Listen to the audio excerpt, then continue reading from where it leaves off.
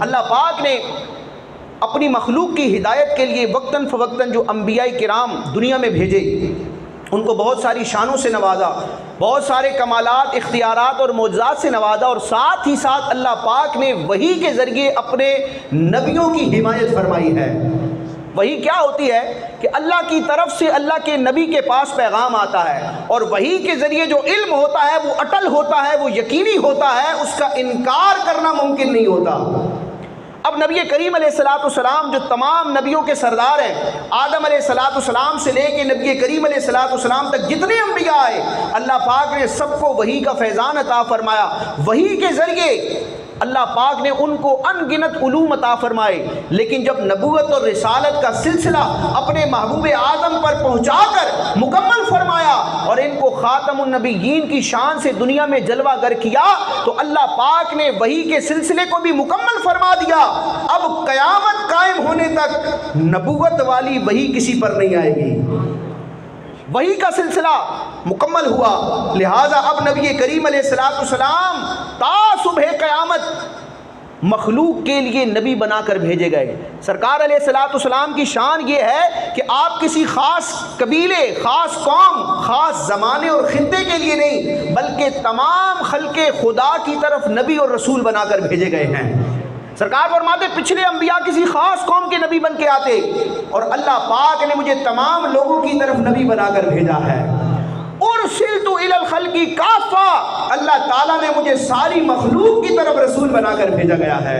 یہ قرآن جو رب کو، اللہ تعالیٰ کو رب العالمین قرار دیتا ہے، یہی قرآن پیارے مصطفیٰ کو رحمت للعالمین قرار دیتا ہے۔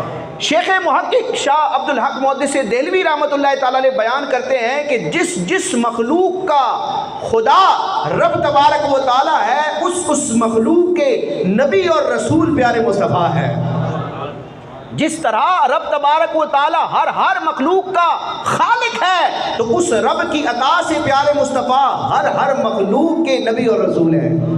تو اب ساری مخلوقات کے رسول اور آپ کی رسالت کا دائرہ اتنا وسیع ہے کہ قیامت تک آنے والی مخلوق آپ ہی کے حکم کے تابع ہے۔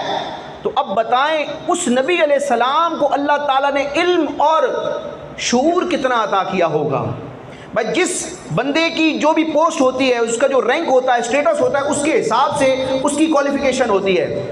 نائل بندے کو تو نہیں بٹھایا جاتا، دنیاوی مثال کے اعتبار سے بڑی پوسٹ پر بیٹھنا ہے تو اس کی ریکوائرمنٹ کو پورا کرنا ہوگا کہ آپ نے یہ علوم پڑھے ہیں، یہ فنون آپ کو آتے ہیں، ان چیزوں میں آپ کی ایکسپرٹیز ہیں، تو آپ کو اس سیٹ پر بٹھایا جائے گا۔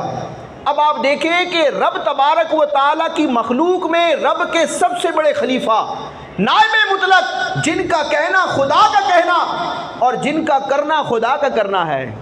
حضور علیہ السلام اگر اپنے مبارک ہاتھوں سے کنکریاں پھینکتے ہیں تو رب فرماتے محبوب یہ تو نے نہیں پھینکی، یہ تیرے رب نے پھینکی ہیں۔ حضور علیہ السلام اگر لب کشائی فرماتے ہیں تو رب فرماتا ہے میرا محبوب اپنی خواہش سے کچھ نہیں کہتا، یہ وہی کہتا ہے جو اس پر وحی کی جاتی ہے۔